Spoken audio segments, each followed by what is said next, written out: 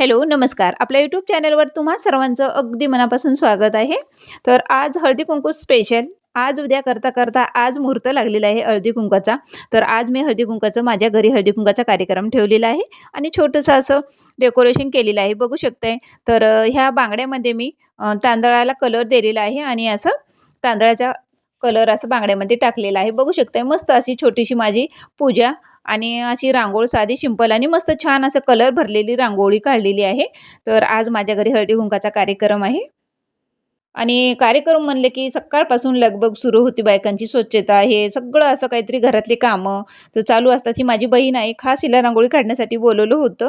तर मी काहीतरी दुसरं केलं तर हिला काहीतरी रांगोळी तर काढ म्हणले तर म्हणून तिने रांगोळी काढली, छान काढली रांगोळी आणि हे छोटंसं माझं मी हळदी-कुंकवाचं ताट तयार केलं होतं आणि संध्याकाळचे आता 3:30 वाजलेले आहेत. आता 3:30 वाजले तेव्हापासून तर संध्याकाळी रात्री 9 वाजेपर्यंत बायका हळदी-कुंकवाला येतात आणि तर हळदी-कुंकवामध्ये मी असं वाण ठेवलेलं आहे, साबण ठेवलेली आहे. बघू शकताय भांड्याच्या साबणी ठेवलेल्या आहेत.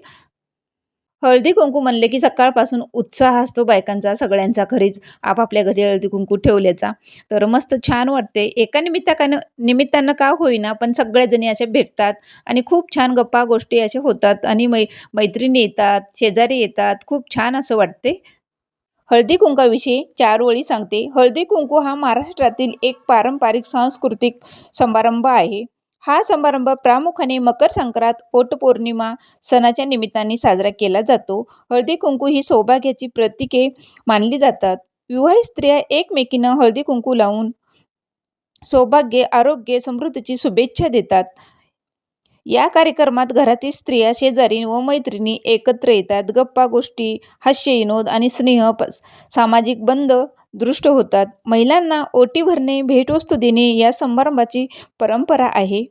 हळदी-कुंकवामुळे महिलांमध्ये एकोपाची भावना निर्माण होते. हा समारंभ स्त्री, सौभाग्य, आदर व सन्मान यांचे प्रतीक आहे. आजही ही परंपरा आधुनिक काळातही जपली जाते. खरंच खूप छान असं वाटते. तर ह्या माझ्या शेजारच्या काकू आहेत. तर ह्या पहिल्या आलेल्या आहेत. तर मस्त छान असं वाटते. तर हळदी-कुंकू लावून यांना तर वाण दिलेलं आहे. तर ह्या माझ्या मधल्या जाऊबाई आहेत. अगोदर मी 5 बायकांना हळदी-कुंकू लावून असं वाण देते. नंतर मग कुणं पण दिलं तर चालते. माझ्या जावा आहेत हे यांनी पण दिलं तर चालते. पण मी प्रॉपर 5 बायकांना मी स्वतः सगळं देते. हळदी-कुंकू लावून आणि कुंकू लावून वाण दिलेलं आहे.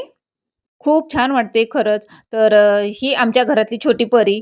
तर खूप छान वाटते. हिला लई हौस आहे, की असं रांगोळी काढण्याचं, सगळं डान्स करण्याचं मस्त छान असं तिच्यात भरपूर कला आहेत आणि आम्ही छोटीशी अशी रील केलेली आहे. बघू शकताय मस्त अशी.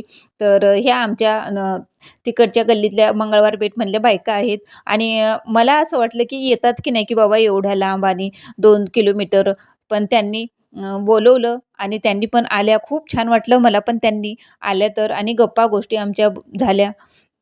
लांब असल्यामुळं येतात की नाही की असं वाटत होतं. पण त्यांनी उशिरा का होईना आल्या त्यांनी आणि मस्त छान अशी छोटीशी आमची रील झालेली आहे आणि हळदी-कुंकू लावून त्यांना मी वाण दिलेलं आहे. सगळ्यांच्या वेळात वेळ काढून आल्या त्यांनी. खूप छान वाटलं असं.